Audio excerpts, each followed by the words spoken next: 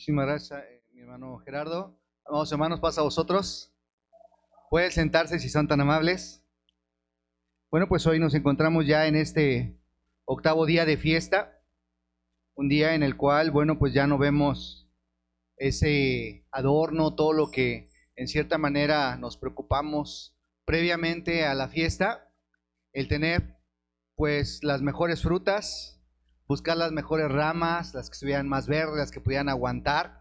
Y dentro de esta parte, amados hermanos, bueno, pues siempre tratamos de buscar lo mejor para nuestro Dios, y es en ese sentido en el cual ahora vamos a hablar justamente en este tema que lleva por título los íconos buenos y los íconos malos. ¿Sí saben lo que es un ícono, hermanos? ¿Sí saben? Mi hermano Marcos dice que sí. ¿Qué es un ícono, hermano?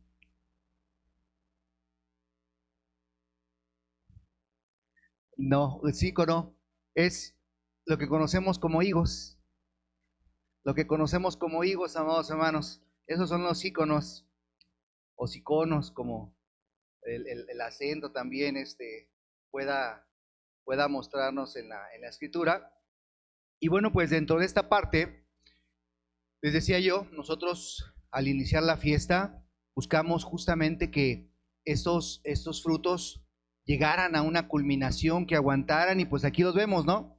Los vemos justamente aquí a mi alrededor, vemos la mayoría de la fruta que ha aguantado estos 7 días, y pues también no vemos la fruta que no aguantó, esa fruta que durante estos 7 días pues se llegó a podrir, y bueno, pues ya podemos entender que eso ya va a ser desechado. Y en esta parte, por eso es importante que nosotros podamos reflexionar con este tema, amados hermanos, porque es para poder comprender que la obediencia le agrada a nuestro Dios, que esos becerros de labios que hemos dado hayan llegado como un perfume, un olor a suavidad hasta donde Él mora, y que dentro de todo lo que nosotros hacemos cotidianamente, cada vez que obedecemos a nuestro Dios, ¿qué creen? Que llega a Él, pues justamente ese olor a suavidad. Voy a invitarlos a que abran las Sagradas Escrituras.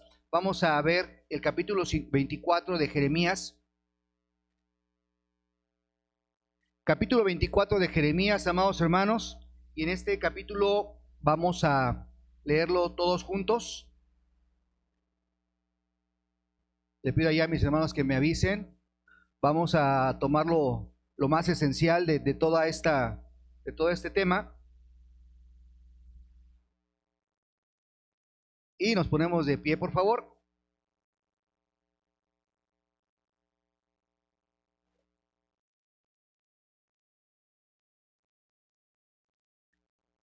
Ya estamos allí. Bueno, dice este capítulo 24. Mostróme Jehová, y he aquí dos cestas de higos puestas delante del templo de Jehová, después de haber transportado a Nabucodonosor, rey de Babilonia, a Jechonías, hijo de Joacim, rey de Judá, y a los príncipes de Judá, y a los oficiales y guerreros de Jerusalén, y haberlos llevado a Babilonia. La una cesta tenía higos muy buenos, como brevas, y la otra cesta tenía higos muy malos, que no se podían comer de malos. Y díjome Jehová, ¿qué ves tú, Jeremías? Y dije, higos buenos, y malos, muy malos, que de malos no se pueden comer. Y fue a mí palabra de Jehová diciendo, así ha dicho Jehová, Dios de Israel, como a estos buenos higos, así conoceré la transportación de Judá, al cual eché de este lugar a tierra de caldeos para bien, porque pondré mis ojos sobre ellos para bien, y volverélos a esta tierra, y los edificaré, y no los destruiré, plantarélos, y no los arrancaré, y les daré corazón para que me conozcan, que yo soy Jehová, y me serán por pueblo, y yo les seré a ellos por Dios, porque se volverán a mí de todo su corazón. Y como los malos higos que de malos no se pueden comer, así ha dicho Jehová, daré a Sedechía, rey de Judá, y a sus príncipes y al resto de Jerusalén, que quedaron en esta tierra, y que moran en la tierra de Egipto, y darélos por escarnio, por mal a todos los reinos de la tierra, por infamia y por ejemplo, y por refrán, y por maldición a todos los lugares a donde yo los arrojaré, y enviaré sobre ellos espada, hambre y pestilencia, hasta que sean acabados de sobre la tierra que les di a ellos y a sus padres. Amén. Pueden sentarse, amados hermanos. Vemos aquí justamente lo que habla nuestro Dios a Jeremías, este capítulo 24, conforme a la cronología que tenemos nosotros, habla en el año 598 antes de la era común, y vemos esta explicación que le está mostrando Dios justamente a Jeremías, y le dice: mostróme Dios, y he aquí 2 cestas de higos puestas delante de Jehová.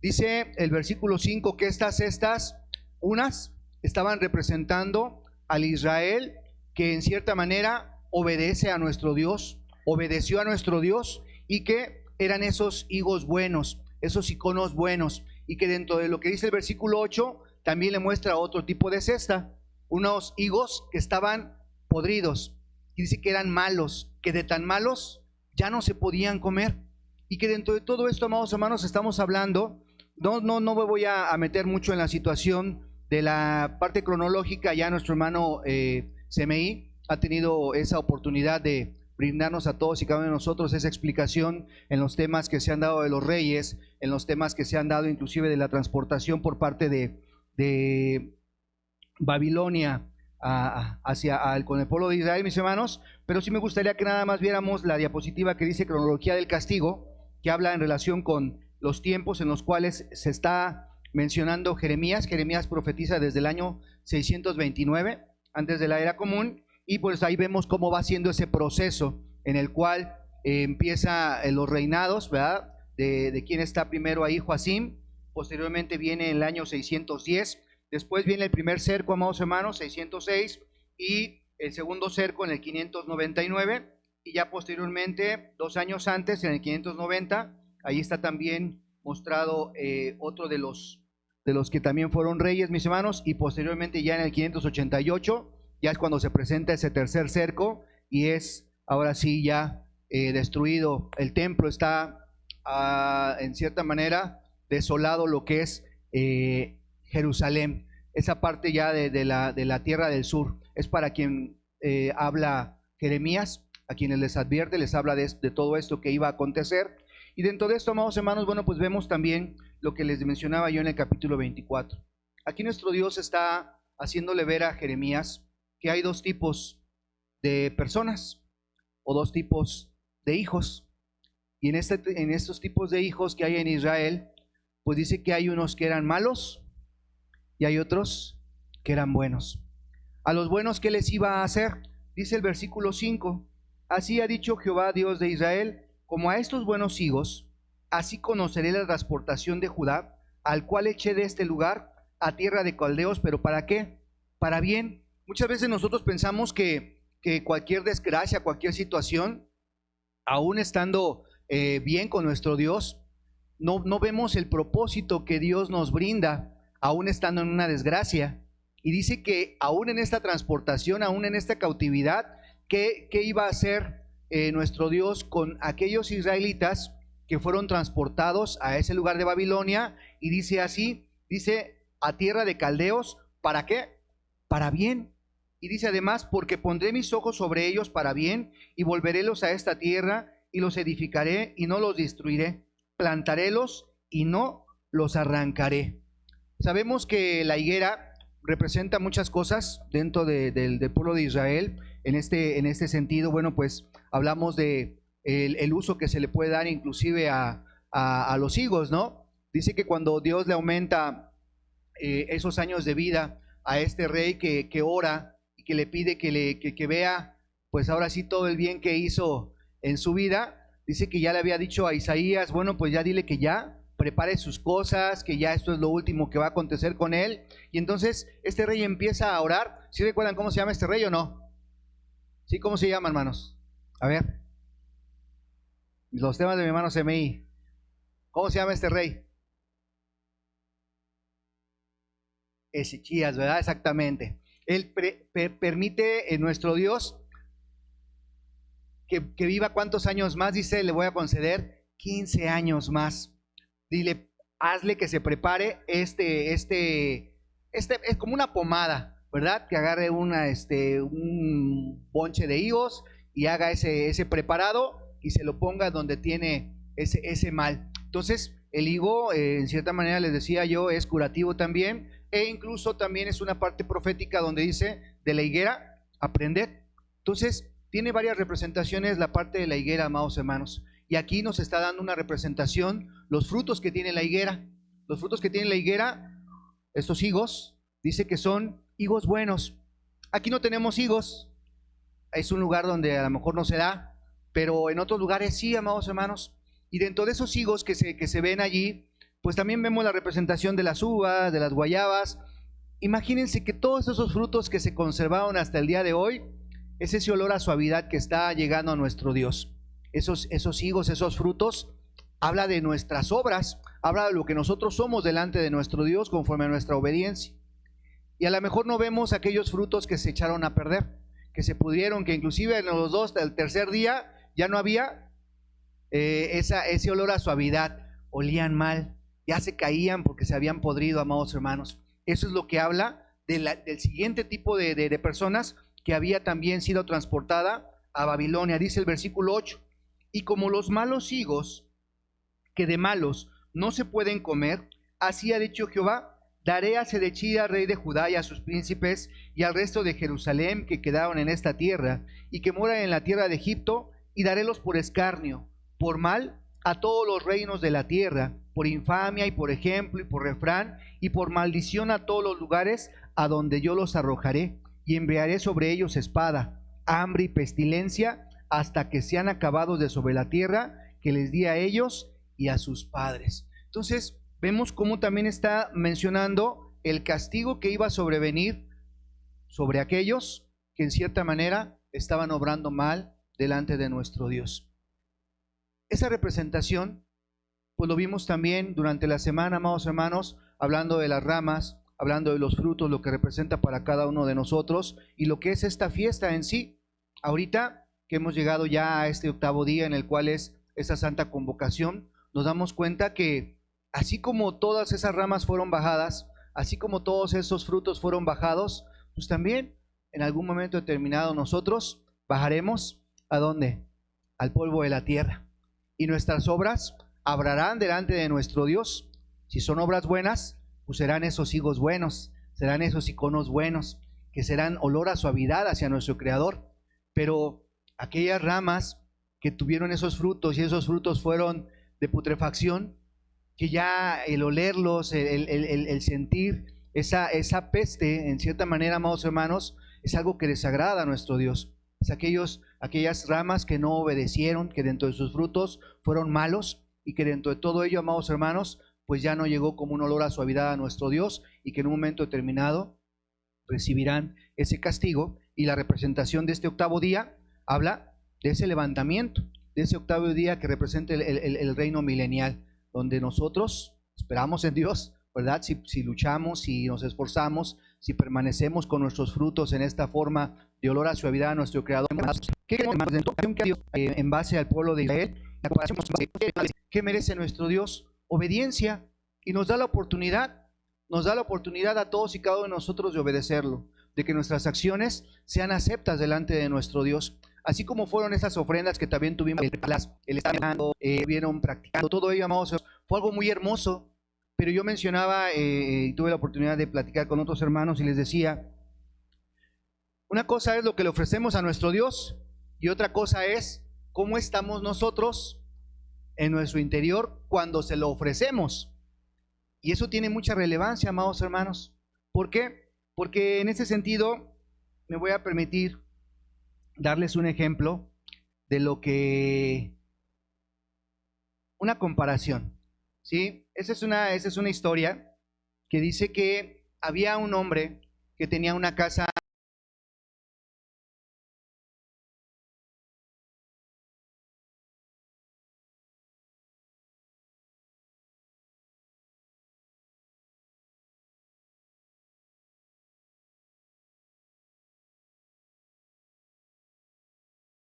muy bonita, era su refugio, era lo más preciado para él. Pero dice que vino una persona y le dijo, réntame tu casa. Y él le dijo, no, no te la puedo rentar porque es lo mejor para mí.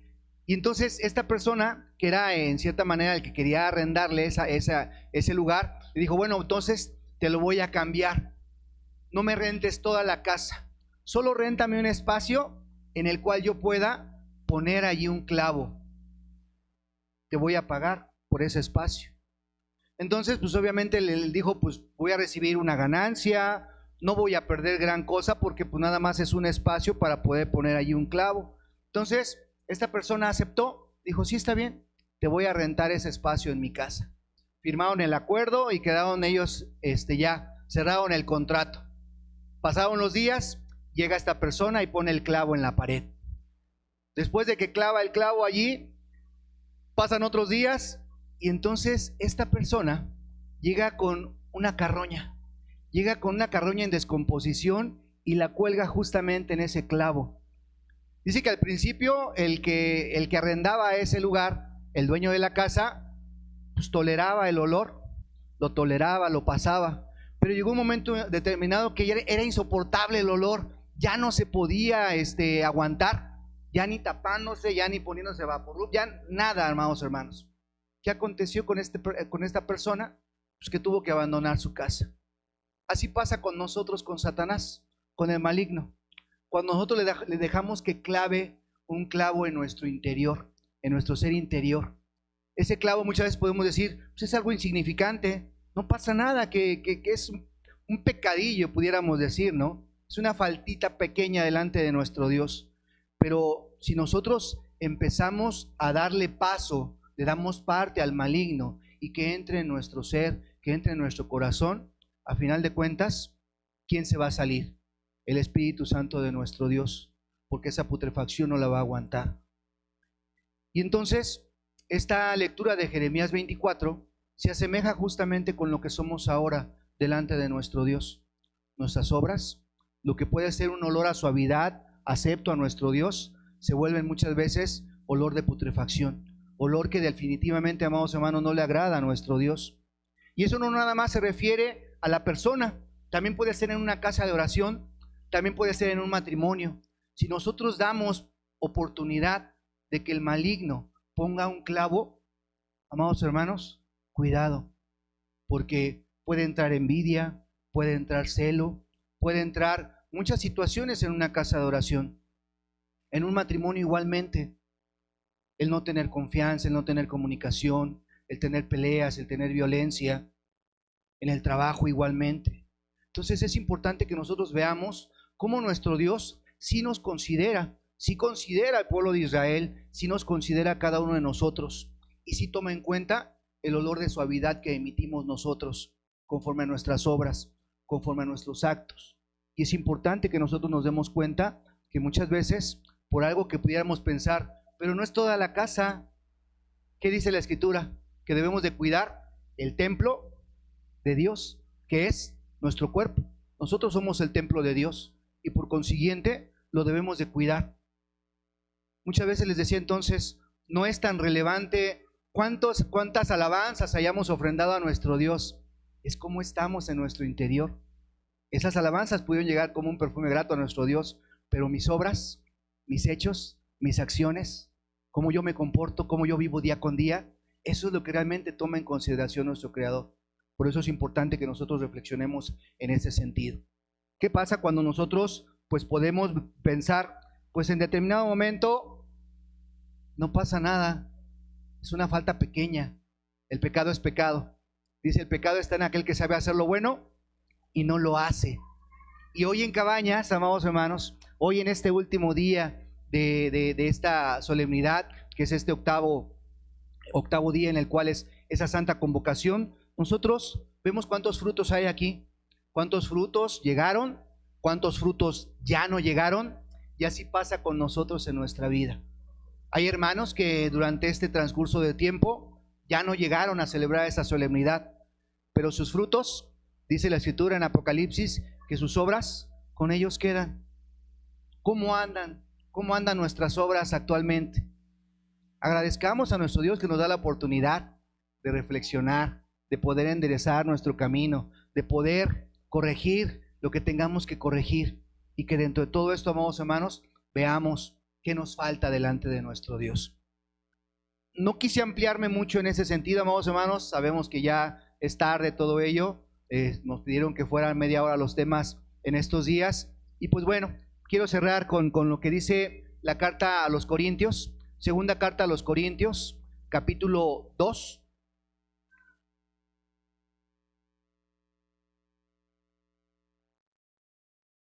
versículo 14 al 16. Segunda carta a los Corintios,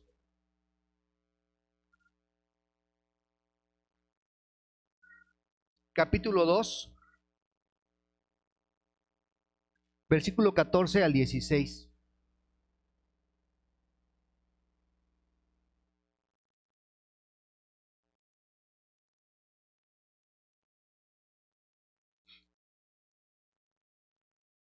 ¿Ya están allí? Dice así: mas a Dios, gracias, el cual hace que siempre triunfemos en Cristo Jesús y manifiesta el olor de su conocimiento por nosotros en todo lugar. Porque para Dios somos buen olor de Cristo en los que se salvan y en los que se pierden. A estos ciertamente olor de muerte para muerte, y a aquellos olor de vida para vida. Y para estas cosas, ¿quién es suficiente? Entonces, amados hermanos, vemos cómo Pablo inclusive también utiliza la parte del olor. ¿Qué es nuestro olor? ¿Qué olor emanamos en nuestra vida cotidiana? ¿Qué olor le mandamos a nuestro Dios? ¿Qué olor proyectamos en nuestro entorno? ¿Olor de vida o olor de muerte? Eso queda para cada uno de nosotros. Pero de verdad, el deseo de nuestro Señor Jesucristo, el deseo de nuestro Dios, es que imitamos olor de vida. Que lo que hagamos, lo que nosotros en cierta manera proyectemos hacia las demás personas, sea ese olor a suavidad, sea un olor que diga: me gusta tu compañía, me gusta platicar contigo, porque lo que tú hablas, lo que tú actúas, hace ver que tú eres un hijo de Dios. Y en ese sentido, amados hermanos, es lo que también nuestro Dios quiere de nosotros. Es lo que justamente el apóstol Pablo también mencionaba en este aspecto. Santiago 3:17. Con esto nos vamos a despedir. Santiago 3:17.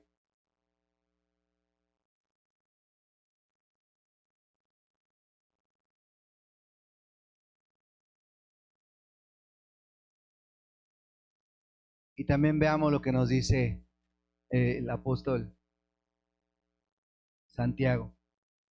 Dice: mas la sabiduría que es de lo alto, primeramente es pura, después pacífica, modesta, benigna, llena de misericordia y de buenos frutos, no juzgadora, no fingida.